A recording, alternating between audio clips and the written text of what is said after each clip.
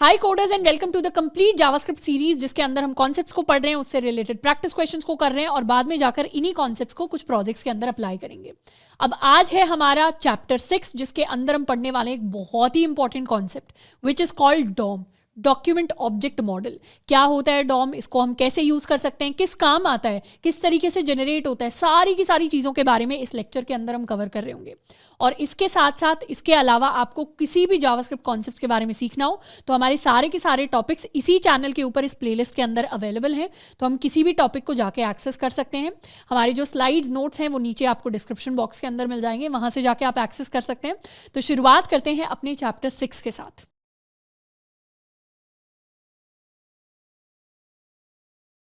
अब नेक्स्ट हम Dom manipulation के अंदर पढ़ने वाले हैं अपने एट्रीब्यूट्स के बारे में। जब भी हमारे पास कोई भी HTML टैग होता है, for example we have a tag called div element हमने बनाया, दिस इज अ div। इसे सेव कर लेंगे एंड ये हमारे पास ब्राउजर के ऊपर हमारा div आ गया। अब इस div के अंदर कई सारे एट्रीब्यूट्स हो सकते हैं। एट्रीब्यूट्स को पहले भी मैंने बताया था, हमारे एलिमेंट्स के अंदर जो हम एडिशनल इन्फॉर्मेशन देते हैं that is in the form of attributes. जैसे इसे हम एक ID एट्रीब्यूट दे सकते हैं, इसको मैंने ID दे दी बॉक्स, तो ये क्या बन गया, ये इसका एट्रीब्यूट बन गया, यानी रिलेटेड इन्फॉर्मेशन बन गई। तो रिफ्रेश करेंगे, ये आईडी एज सच हमें दिखेगी नहीं, पर एलिमेंट्स के अंदर जाएंगे डिव के अंदर तो यहाँ मुझे दिख रहा है आईडी इसके पास है बॉक्स। तो इस तरीके से कई सारे डिफरेंट एट्रीब्यूट्स होते हैं हमारे मल्टीपल टैग्स के पास। अगर हमारे पास कोई इमेज टैग है तो इमेज टैग के अंदर भी हमारे पास सोर्स एट्रीब्यूट होता है, जिसमें हम अपनी इमेज का लिंक देते हैं। अभी एज सच हम कोई लिंक पेस्ट नहीं करेंगे तो इस तरीके का हमारे पास एरर आ जाएगा कि हमने कोई लिंक नहीं दिया इमेज के लिए। तो कंसोल विंडो के अंदर भी आ रहा है, बट बेसिकली ये जो सोर्स है ये क्या बन गया, ये एक एट्रीब्यूट बन गया। जैसे अगर हम बात करें अपने किसी पैराग्राफ टैग के लिए, तो पैराग्राफ टैग को मैंने क्लास दे दी पैराग्राफ, और यहाँ this is a simple line, इस तरीके का मैंने कुछ पैराग्राफ लिख दिया। रिफ्रेश किया तो ये क्या आ गया, पैराग्राफ के अंदर क्लास जो है ये एक एट्रीब्यूट है और इसकी वैल्यू है पैराग्राफ। तो अगर मुझे एट्रीब्यूट्स की वैल्यू को गेट करना होता है तो उसके लिए मेरा जो नोड होता है, नोड का मतलब क्या है कि अगर मेरे पास डिव है तो डिव वाला जो भी नोड होता है हमारे डॉम के अंदर, इस नोड के अंदर मेरे पास एक स्पेशल मेथड होता है कॉल्ड गेट एट्रीब्यूट। अगर मुझे किसी भी डिव के लिए उसके एट्रीब्यूट्स की वैल्यू को गेट करना है तो मैं उस नोड के लिए गेट एट्रीब्यूट को कॉल कर सकती हूँ और उसके अंदर जिस भी एट्रीब्यूट की मुझे वैल्यू चाहिए उस एट्रीब्यूट को हम पास कर सकते हैं। तो सबसे पहले इस डिव के बारे में बात करते हैं। सबसे पहले तो इस डिव को एक्सेस करेंगे script.js के अंदर, let div is equal to document dot query selector. हम सबको पता है क्वेरी सिलेक्टर कैसे काम करता है। हमें अपने डिव को एक्सेस करना है तो कंसोल डॉट लॉग किया अपना डिव, सेव, रिफ्रेश, कंसोल, ये हमारे पास हमारा डिव आ गया। अब इस डिव के लिए मुझे क्या करना है, इस डिव के लिए मुझे करना है गेट एट्रीब्यूट, और गेट एट्रीब्यूट मेथड के अंदर हमें आईडी एट्रीब्यूट की वैल्यू चाहिए फॉर एग्जांपल, और इसी वैल्यू को हम यहाँ लिख सकते हैं लेट वैल्यू या let ID is equal to, और फिर हम कंसोल डॉट लॉग करवा सकते हैं अपनी आईडी को। सेव कर लिया, रिफ्रेश कर लिया, ये हमारे पास क्या आ गई, हमारी आईडी की वैल्यू आ गई which is equal to box, क्योंकि इसे हमने क्या आईडी दी थी, इसे हमने बॉक्स आईडी दी थी। इसी तरीके से हम और भी एट्रीब्यूट्स की वैल्यू है जिसको एक्सेस कर सकते हैं। फॉर एग्जांपल यहाँ पर मैंने इसको कोई नेम एट्रीब्यूट दे दिया, मैंने खुद से इसको कोई नेम एट्रीब्यूट दे दिया और इसको नेम मैंने दिया है JS div, इस तरीके का मैंने इसे कोई नेम एट्रीब्यूट दे दिया। तो script.js के अंदर अब हम अपने नेम एट्रीब्यूट की वैल्यू को यहाँ से एक्सेस कर सकते हैं। तो हमारी नेम की वैल्यू क्या हो जाएगी, उसे हम यहाँ पे प्रिंट करवा देंगे। सेव किया, रिफ्रेश किया, सो this is my name attributes value JS div। इसी तरीके से हम चाहें तो अपने पैराग्राफ से उसके क्लास के नाम को भी एक्सेस कर सकते हैं। तो यहाँ पे let para is equal to document dot query selector, हमारा पैराग्राफ, और फिर हम कंसोल डॉट लॉग करवा सकते हैं p डॉट गेट एट्रीब्यूट, और यहाँ पे क्लास का हमने नाम प्रिंट करवा दिया। सेव किया, रिफ्रेश किया, p is not defined, okay this is suppose to be para, save, refresh. तो हमारी क्लास का नाम हमारे पास था पैरा, यही सेम नाम हमने अपनी क्लास को दिया था जो हमारे लिए यहाँ पर प्रिंट होकर आ गया। तो ये तो है एट्रीब्यूट की वैल्यू को गेट करने के लिए। हमारे पास एक और मेथड होता है to set the attribute value. अगर हमें किसी भी एट्रीब्यूट की वैल्यू को चेंज करना है, जैसे मुझे चेंज करना है एट्रीब्यूट की वैल्यू को, तो हम मेथड के अंदर अपना एट्रीब्यूट पास करेंगे और फिर नई वैल्यू पास करेंगे। फॉर एग्जाम्पल ये जो पैराग्राफ है, इसके लिए मैं चाहती हूँ इसकी क्लास का नाम चेंज हो जाए। क्लास का नाम कहाँ दिखता है, एलिमेंट्स के अंदर पैराग्राफ में। अभी ये क्लास का नाम मुझे पैरा दिखाई दे रहा है, पर मैं चाहती हूँ ये वैल्यू चेंज हो जाए। तो उसके लिए आई can do set attribute for para, और क्लास का नाम मुझे चेंज करना है टू न्यू क्लास, ये बनाना है मुझे क्लास का नाम। सेव करेंगे, रिफ्रेश करेंगे, अब मेरे पैराग्राफ की क्लास का नाम क्या हो गया, न्यू क्लास हो गया। हम चाहें तो डायनेमिकली यहाँ पर भी कर सकते हैं। आई can do para dot set attribute, और उसके अंदर मुझे अब अपनी क्लास का नाम चेंज करके करना है 1 2 3। मेरी क्लास का नाम 1 2 3 होना चाहिए। एंटर किया, यहाँ एज सच चेंज नहीं दिख रहा, पर जैसे ही एलिमेंट्स में जाएंगे यहाँ पे ऑटोमेटिकली चेंज हो गया, इट चेंज टू 1 2 3। तो इस तरीके से हम किसी भी एट्रीब्यूट को किसी भी टैग के लिए, किसी भी एलिमेंट के लिए चेंज कर सकते हैं। अब एक स्पेशल एट्रीब्यूट हमारे पास होता है which is for style. Style को एज सच एट्रीब्यूट की तरह भी एक्सेस कर सकते हैं, पर जनरली हम स्टाइल को कैसे एक्सेस करते हैं, किसी भी एलिमेंट का अगर हमें स्टाइल की वैल्यू चेंज करनी हो तो हम लिखते हैं अपने नोड की वैल्यू डॉट स्टाइल, उससे किसी भी नोड का हमारे पास स्टाइल आ जाता है। फॉर एग्जाम्पल यहाँ पर ये पार्ट हटा लेते हैं, सेव। index.html है जिसमें हमारे पास ये बॉक्स है, this is my box, and इस बॉक्स को अब हम कुछ स्टाइल दे सकते हैं। style.css के अंदर हमारे पास आईडी थी बॉक्स, और इसको कुछ स्टाइल दे देते हैं। हाइट इसे दे देते हैं 100 पिक्सल्स, विड्थ इसे दे देते हैं 100 पिक्सल्स,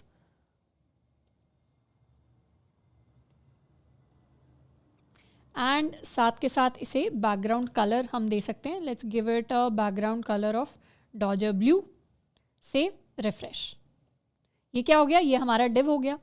हम इस डिव को चाहें तो और थोड़ा सा बेटर कलर देने के लिए let's give it a text colour of white, refresh, तो हमारे पास वाइट कलर आ गया। हम चाहें तो इसे एक बॉर्डर दे सकते हैं 1 pixel solid black. Save, refresh. तो कुछ कुछ स्टाइलिंग हमारे पास आ गई इस डिव के लिए।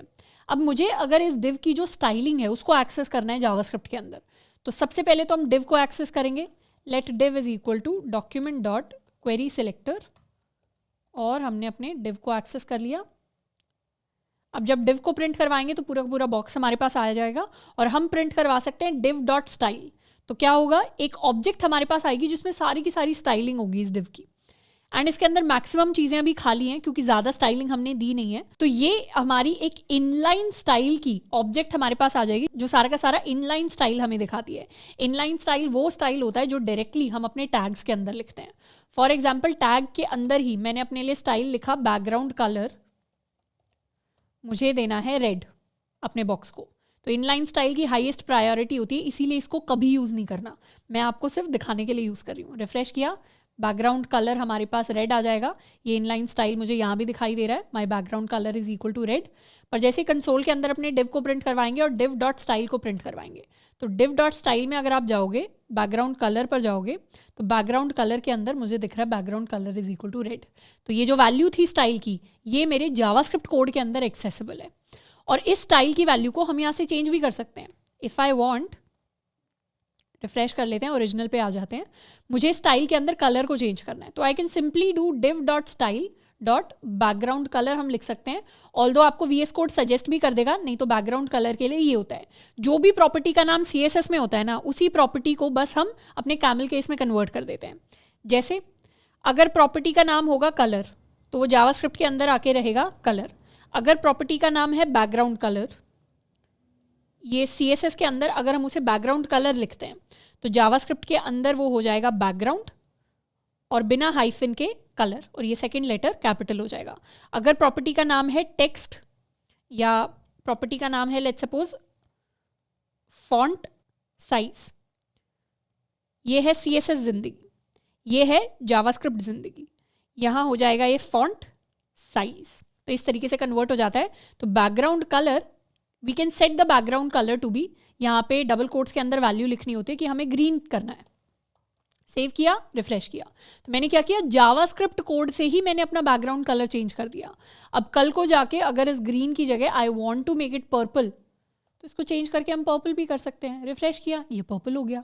अगर हम चाहते हैं फॉन्ट के साथ मुझे कुछ चेंजेस करने हैं, तो I can simply right div dot style dot font size को अगर हम बड़ा बनाना चाहते हैं, let's make it larger, let's make it 26 pixels, font इसे कर लेते हैं। सेव किया, रिफ्रेश किया, तो ये क्या हो गया, मेरे फॉन्ट का साइज़ बड़ा हो गया।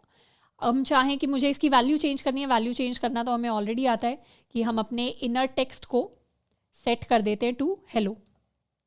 सेव किया, रिफ्रेश किया। तो इस तरीके से बहुत सारी अब प्रॉपर्टीज़ हैं, स्टाइल हो गया, एट्रीब्यूट्स हो गए, टेक्स्ट हो गया, कलर हो गया, बहुत सारी चीज़ें हैं, कलर स्टाइल का ही पार्ट है, पर वो सारा का सारा अब जावास्क्रिप्ट से चेंज कर पाना पॉसिबल है। हम चाहें तो एक और इंटरेस्टिंग चीज़ कर सकते हैं। हमने पढ़ा था विजिबिलिटी हिडन के बारे में, तो डिव के अंदर स्टाइल के अंदर जाके मेरी जो विजिबिलिटी प्रॉपर्टी है उसको अगर मैंने सेट कर दिया टू हिडन, तो क्या होगा, मेरा एलिमेंट गायब हो जाएगा स्क्रीन से।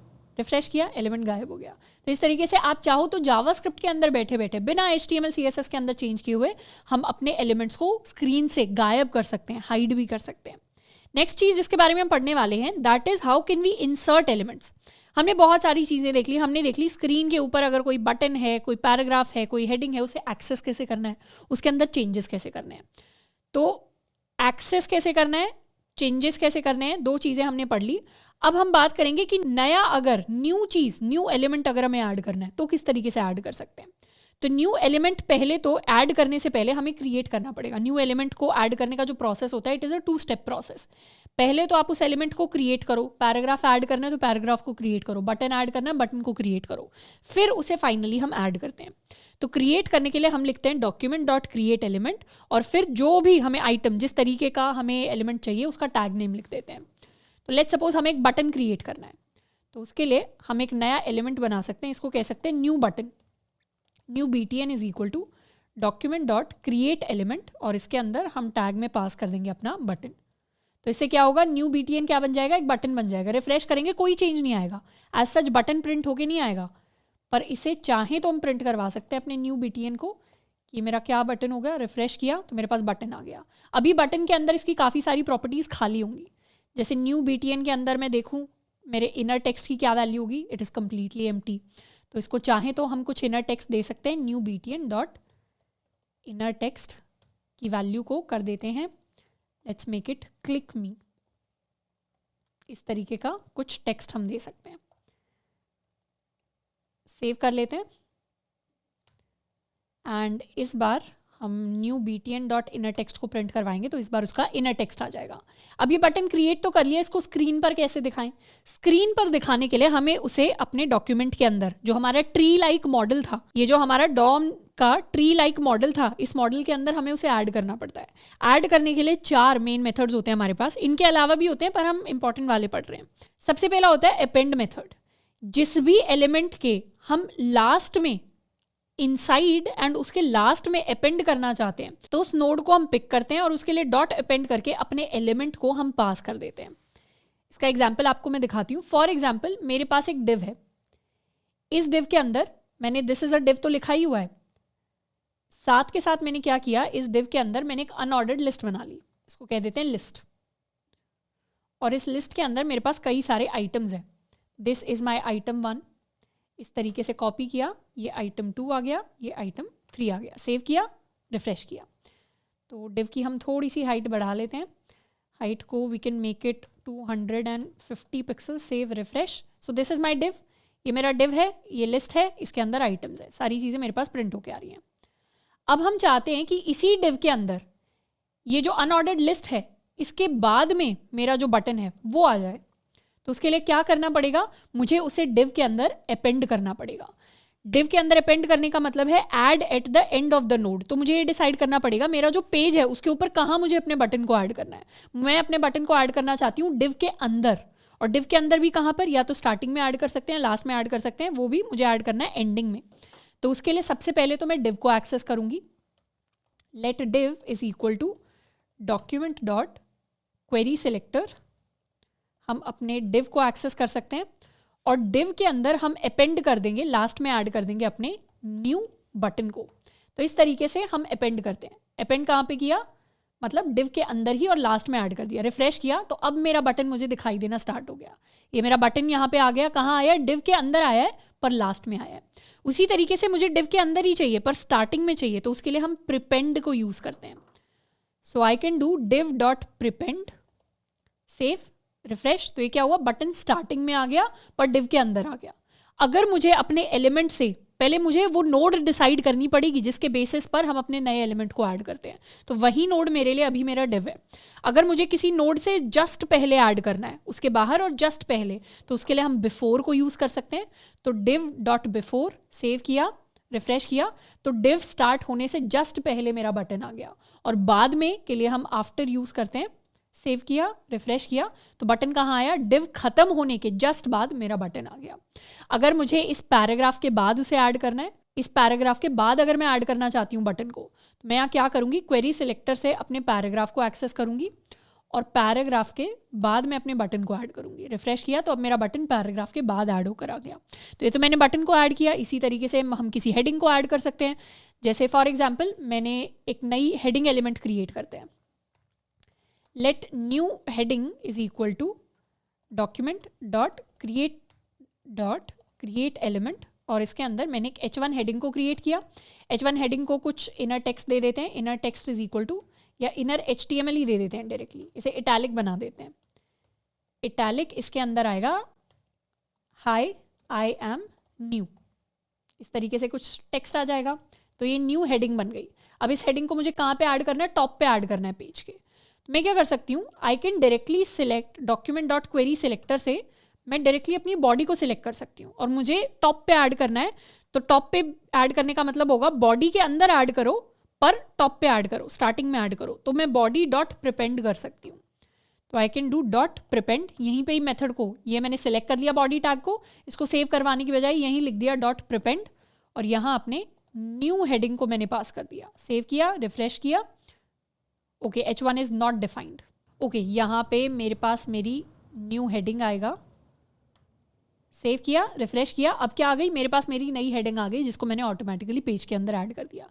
इस हेडिंग को ऐड करने के लिए मैंने अपने HTML कोड को टच भी नहीं किया। मेरी हेडिंग HTML कोड के अंदर नहीं है, पर मैंने जावास्क्रिप्ट का लॉजिक लगाया और नई हेडिंग को क्रिएट किया, उसके अंदर कुछ टेक्स्ट ऐड किया, फिर बॉडी को सिलेक्ट किया और चेक किया कि बॉडी के अंदर कहाँ पे ऐड होनी चाहिए, बॉडी को रेफरेंस लेके फिर उसे ऐड कर दिया। तो इस तरीके से हम अपने नए एलिमेंट्स को ऐड कर सकते हैं इन आर डॉम, अपने ट्री के अंदर ऐड कर सकते हैं। अब जैसे हम एलिमेंट्स को इंसर्ट करते हैं वैसे ही हम एलिमेंट्स को डिलीट भी कर सकते हैं। किसी भी नोड को डिलीट करने के लिए हम लिखते हैं उस नोड का नाम डॉट रिमूव, तो वो नोड ऑटोमेटिकली डिलीट हो जाती है। जैसे लेट्स सपोज मुझे इस पैराग्राफ को डिलीट करना है, तो इस पैराग्राफ को डिलीट करने से पहले मुझे इसे रेफर करना पड़ेगा, एक्सेस करना पड़ेगा। डॉक्यूमेंट डॉट क्वेरी सिलेक्टर, पहले पैराग्राफ को एक्सेस कर लेंगे और सिंपली हम कर देंगे para dot remove. Save, refresh, मेरा पैराग्राफ गायब हो गया। एलिमेंट्स के अंदर जाएंगे तो यहाँ भी बॉडी टैग के अंदर पैराग्राफ अब नहीं दिखेगा। मुझे इस हेडिंग को गायब करना है, आई can simply do new heading dot remove. Save, refresh, गायब हो गया। तो इस तरीके से किसी भी एलिमेंट को डिलीट एंड ऐड किया जा सकता है अपने पेज के अंदर। अच्छा, यहाँ मैं आपको छोटा सा एक होमवर्क प्रॉब्लम दूंगी, छोटा सा problem. What you have to do is in दो मेथड्स के बारे में जाके पढ़ना है MDN डॉक्यूमेंटेशन में। एक होता है अपेंड चाइल्ड, मैंने आपको बताया था अपेंड के लिए बहुत सारे मेथड होते हैं, और वैसे ही होता है हमारे पास रिमूव चाइल्ड। दोनों मेथड्स के बारे में आपको जाके पढ़ना है कि अपेंड चाइल्ड और रिमूव चाइल्ड का एग्जैक्ट यूजेज क्या होता है। बाकी इन सारे मेथड्स को तो हम यूज कर ही सकते हैं। अब नेक्स्ट हम सॉल्व करने वाले हैं अपने कुछ प्रैक्टिस क्वेश्चंस। प्रैक्टिस क्वेश्चन में सबसे पहला क्वेश्चन हमें कह रहा है create a new button element, give it a text, click मी। ये जो सारा का सारा काम है मुझे जावास्क्रिप्ट के अंदर करना है, HTML के अंदर नहीं करना। तो HTML वाला जो कोड है उसे तो अभी खाली कर देते हैं। Let's make the screen empty, let's make the page empty. तो रिफ्रेश किया, ये हमारा पेज एम्प्टी हो गया। script.js को भी खाली कर लेते हैं, रिफ्रेश किया, एम्प्टी हो गया। अब शुरुआत से हमें यहाँ कोड लिखना है। एक और चीज़, यहाँ पे पॉज करके एक बार खुद से चीज़ों को ट्राई करने की ज़रूर कोशिश करनी है, क्योंकि खुद से एक बार ट्राई करेंगे, अगर सॉल्व नहीं भी होता तो कोई बात नहीं। अब सॉल्व ना होने के हम 2-4 तरीके सीख जाएंगे कि कौन कौन सी अप्रोच तो वर्क नहीं करती है, कहाँ पर हम ज़्यादा स्टक होते हैं, जहाँ पे ज़्यादा स्टक फील होते हैं उस पार्ट को फिर जाके हमें रिवाइज कर लेना है। सबसे पहले हमें क्रिएट करना है एक न्यू बटन एलिमेंट। तो किसी भी एलिमेंट को क्रिएट करने के लिए इसे न्यू बटन कह देते हैं हम, न्यू BTN। क्रिएट करने के लिए हम लिखेंगे डॉक्यूमेंट डॉट क्रिएट एलिमेंट और इसे हम बनाएंगे ऑफ टैग बटन। इसके अंदर फिर मुझे एक टेक्स्ट लिखना है, क्लिक मी। तो new BTN dot inner text is equal to click me, इस तरीके का कुछ टेक्स्ट लिख दिया हमने। फिर हमें क्या करना है, इसे एक बैकग्राउंड कलर देना है रेड एंड टेक्स्ट कलर देना है वाइट। जब भी स्टाइल देना हो, हमने ऑलरेडी पढ़ रखा है स्टाइल कैसे देना होता है। हमें जिस भी नोड के अंदर स्टाइल देना है हम लिखते हैं node dot style dot colour या डॉट बैकग्राउंड कलर, जिस भी प्रॉपर्टी को हमें चेंज करना है। तो I can simply write new BTN new BTN क्या है, मेरा नोड है, dot style dot colour, colour हमें देना है इसे equal to white and background colour देना है रेड। तो new button dot style dot background colour is equal to red, ये हमने दे दिया, इतना पार्ट कर दिया। नेक्स्ट हमें इंसर्ट करना है the button as the first element inside the body tag, body tag के अंदर फर्स्ट एलिमेंट की तरह अटैच करना है। तो पहले तो बॉडी टैग को सिलेक्ट कर लेते हैं, डॉट क्वेरी सिलेक्टर बॉडी, और बॉडी के अंदर फर्स्ट एलिमेंट की तरह सिलेक्ट करना है। तो मतलब हमें पता है बॉडी के अंदर आना चाहिए, तो या तो अपेंड होगा या प्रिपेंड होगा, और कहाँ पे आना चाहिए, स्टार्टिंग में आना चाहिए। तो हम इसे प्रिपेंड कर रहे होंगे, प्रीपेंड, प्री यानी पहले, तो प्रिपेंड, और यहाँ ऐड कर देंगे अपने न्यू बटन को। इसे सेव कर लेते हैं एंड यहाँ जैसे ही रिफ्रेश करेंगे सबसे पहले हमारे पास एक रेड कलर का क्लिक मी नाम का बटन आ जाएगा। ये जो बटन है ये हमारे एलिमेंट्स के अंदर भी हमें दिखाई देगा यहाँ पर। तो डॉट स्टाइल से जितनी भी स्टाइलिंग होती है ये हमारी स्टाइल डॉट CSS के अंदर ऐड नहीं होती, ये इनलाइन स्टाइलिंग होती है जो उसी टैग के अंदर हमें दिखाई देती है। तो एलिमेंट्स में जो भी स्टाइलिंग हमने ऐड करी जावास्क्रिप्ट से वो सारी की सारी यहाँ पर मुझे दिखाई दे रही है। So this is how we create an element, we give it some text, we give it some styling and we add it to the document. Second question की तरफ आ जाते हैं। सेकेंड क्वेश्चन में हम कुछ नया सीखेंगे, क्लास के लेक्चर से आगे बढ़ के कुछ नया सीखेंगे, तो थोड़ा सा टफ लग सकता है। सबसे पहले create a paragraph tag in the HTML and give it a class and some styling. तो HTML के अंदर एक पैराग्राफ टैग क्रिएट कर लेते हैं, पैराग्राफ, इसको कह देते हैं आई एम अ पैराग्राफ। तो ये मेरा पैराग्राफ आ गया, रिफ्रेश करेंगे दिखाई दे रहा है माई पैराग्राफ। इस पैराग्राफ को हमें क्या करना है, क्लास देनी है।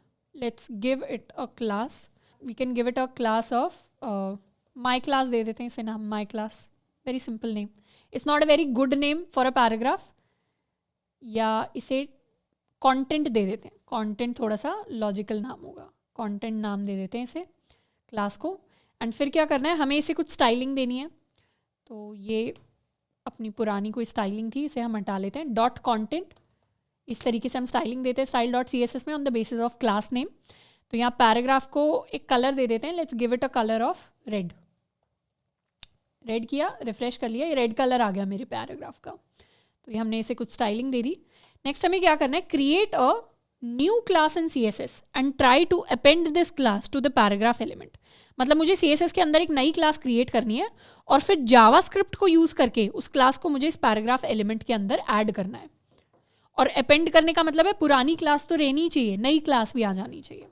तो पहले तो CSS के अंदर एक नई क्लास क्रिएट कर लेते हैं, इसे कह देते हैं dot new class. New class के अंदर नई स्टाइलिंग दे देते हैं, बैकग्राउंड कलर दे देते हैं, let's suppose we give a background colour of yellow, a very bad combination, let's give green. Red and green is the colour of Christmas. तो background colour इसको दे देते हैं ग्रीन के इक्वल, न्यू क्लास। अब ये बैकग्राउंड कलर एज सच कहीं पे अप्लाई तो हो नहीं रहा, बस क्लास बना दिया हमने CSS के अंदर। अब मुझे स्क्रिप्ट डॉट JS से क्या करना है, सबसे पहले तो यहाँ नीचे आ सकते हैं, क्वेश्चन 2, मुझे इस पैराग्राफ को एक्सेस करना है और इसके अंदर क्लास के अंदर कंटेंट क्लास तो है ही, एक और क्लास ऐड करनी है। तो पहले तो पैराग्राफ को एक्सेस कर लेते हैं, let para is equal to document dot query selector P। अब देखा जाए तो क्लास को ऐड करने के लिए हम क्या कर सकते हैं, किसी भी टैग की अगर मुझे क्लास एक्सेस करनी है, क्लास क्या होता है, क्लास हमारे पास एक एट्रीब्यूट होता है। तो एट्रीब्यूट को एक्सेस करने के लिए हम सिंपली सेव कर लेते हैं, एक बार रिफ्रेश करते हैं, पैरा को प्रिंट करवाऊँ, मेरा पैराग्राफ आ जाएगा।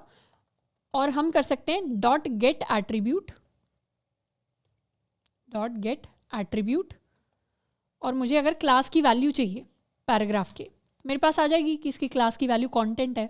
हम ऐसे ही सेट एट्रीब्यूट भी कर सकते हैं, आई कैन डू सेट एट्रीब्यूट, और क्लास का नाम मैं चेंज करवा सकती हूँ टू न्यू कंटेंट या न्यू क्लास। न्यू क्लास था हमारी क्लास का नाम, क्लास का नाम मैंने चेंज कर दिया, जैसे ही एंटर किया वैसे ही क्या हुआ, वैसे ही वो क्लास अप्लाई हो गई इस एलिमेंट के ऊपर। और न्यू क्लास के पास क्योंकि बैकग्राउंड कलर ग्रीन था, वो ग्रीन कलर अप्लाई हो गया। पर एक चीज़ आप नोटिस करोगे, टेक्स्ट कलर वापस से ब्लैक हो गया। तो पुरानी जो क्लास थी वो हट गई, पुरानी क्लास जैसे ही हट जाती है उसकी पुरानी स्टाइलिंग भी हट जाती है।